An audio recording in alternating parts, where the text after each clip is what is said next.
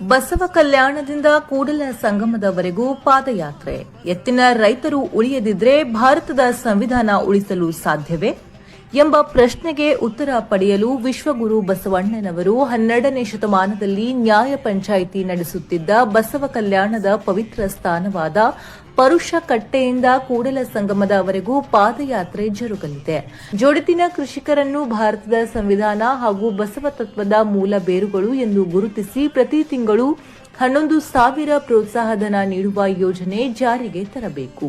ನಂದಿಯನ್ನು ರಾಷ್ಟ್ರೀಯ ಶಕ್ತಿ ಎಂದು ಘೋಷಿಸಿ ರಾಜ್ಯವಾರು 10% ಬಜೆಟ್ ಮೀಸಲಿಡುವ ಕಾನೂನು ಜಾರಿಗೆ ತಂದು ನಂದಿ ಸಂಪತ್ತು ರೈತರ ಮನೆಯಲ್ಲಿ ಉಳಿಯುವಂತೆ ಮಾಡಲು ಸರ್ಕಾರಕ್ಕೆ ಆಗ್ರಹಿಸಲು ಜನರಿಗೆ ಜಾಗೃತಿ ಮೂಡಿಸುವುದು ಪಾದಯಾತ್ರೆಯ ಮೂಲ ಉದ್ದೇಶವಾಗಿದೆ. ಪುನರ್ವೈಭವಂ ಫೌಂಡೇಶನ್ ಅಡಿಯಲ್ಲಿ ಬಸವ ಜಯಂತಿಯ ದಿನದಿಂದ 11 ದಿನಗಳ ಕಾಲ ಬಸವ ಕಲ್ಯಾಣದ ಸುತ್ತಲಿನ 11 ಗ್ರಾಮಗಳಲ್ಲಿರುವ ಜೋಡತಿನ ಕೃಷಿಕರ ಪಾದಪೂಜೆ ನೆರವೇರಿಸಿದ ನಂತರ ಐತಿಹಾಸಿಕವಾದ ಪಾದಯಾತ್ರೆಯು ದಿನಾಂಕ 30/4/2026 ಗುರುವಾರದಂದು ಸಾಯಂಕಾಲ 5 ಗಂಟೆಗೆ ಪ್ರಾರಂಭವಾಗಲಿದೆ.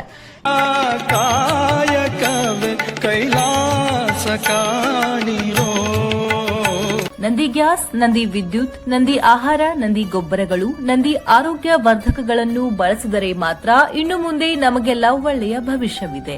ನಂದಿ ಶಕ್ತಿಯಿಂದ ಸ್ವಾವಲಂಬಿ ಹಾಗೂ ಆರೋಗ್ಯವಂತ ರಾಷ್ಟ್ರ ನಿರ್ಮಿಸಲು ಬಯಸುವ ರಾಜಕೀಯ ನಾಯಕರಿಗೆ ಪಕ್ಷಾತೀತವಾಗಿ ಮತ ನೀಡುವ ಸಂಕಲ್ಪ ಮಾಡಿ ನಂದಿ ಸೈನಿಕರಾಗೋಣ ಬನ್ನಿ.